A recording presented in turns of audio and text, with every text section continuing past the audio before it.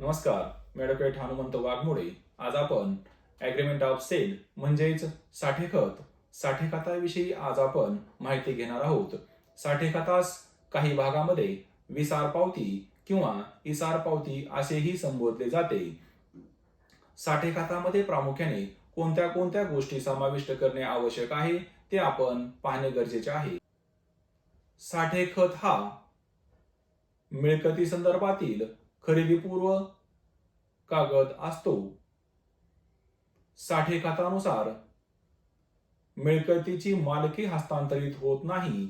मालकी हस्तांतरित होण्यासाठी खरेदी खतच करावे लागते, परंतु साठे खत हे खरेदीपूर्व महत्वाचा कागद आहे.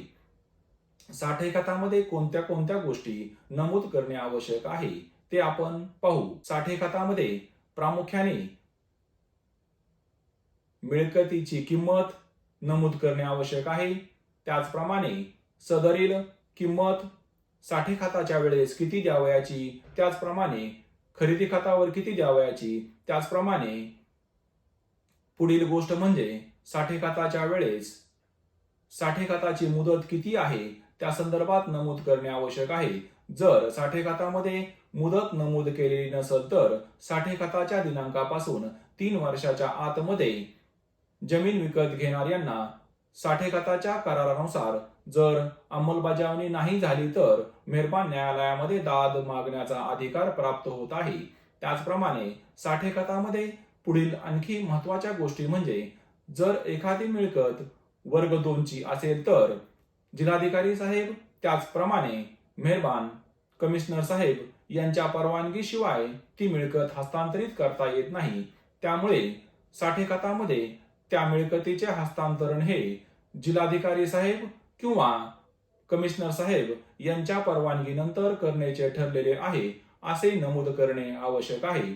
त्याचप्रमाणे एखादी मिळकत अज्ञान मुलांच्या नावावर असेल तर त्यासाठी मेहरबान जिल्हा न्यायाधीश साहेब यांच्या परवानगीशिवाय ती मिळकत हस्तांतरित करता येत नाही.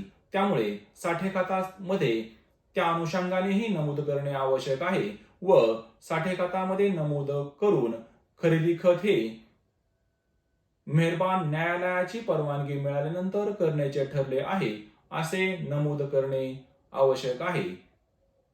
त्याचप्रमाणे साठे खत हा कागद मिळकत विक्री करणार व मिळकत विकत घेणार या दोघांच्याही फायद्याचा आहे. साठे खतातील कराराप्रमाणे साठे खत करून देणार किंवा साठे खत करून घेणार जर वागला नाही तर त्यांना मेहरबान न्यायालयामध्ये जाता येईल. आता आपण साठे खत हे नोंदणीकृत असावे किंवा कसे या संदर्भात पाहू. साठे खत हे नोंदणीकृतच असावे असे कायद्यामध्ये तरतूद नाही, परंतु साठे खत हे नोंदणीकृत केले तर त्याचा प्रभाव खरेदी घेणार व खरेदी देणार यांच्यावरती चांगल्या प्रमाणात होऊ शकतो. त्याचप्रमाणे साठे खत जर नोंदणीकृत केले तर खरेदीला लागणारा खर्च हा साठे खताच्या वेळेसच शासनाला द्यावा लागतो, परंतु तो खर्च एकदा साठे खताच्या वेळेस दिल्यानंतर परत खरेदी खताच्या वेळी देण्याची आवश्यकता नाही. केवळ 100 रुपयाच्या स्टॅम्प पेपरवरती खरेदी खताचा पूर्वनिदस्त म्हणून नोंदविला जाऊ शकतो. कायद्यामध्ये साठे खत हे नोंदणीकृत करण्याची आवश्यकता आहे असे जरी नसले तरी साठे खत हे नोंदणीकृतच केले पाहिजे, कारण नोंदणीकृत कागद हा सिद्ध होण्यासाठी सोपा असतो. त्यामुळे साठे खत जर नोंदणीकृत केले तर भविष्यामध्ये लिहून देणार व लिहून घेणार यांच्यामध्ये कराराचा भंग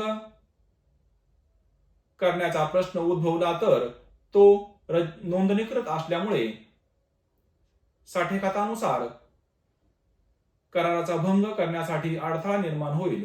त्यामुळे साठे खत हे नोंदणीकृतच करणे आवश्यक आहे किंवा केले पाहिजे असे माझे मत आहे. धन्यवाद.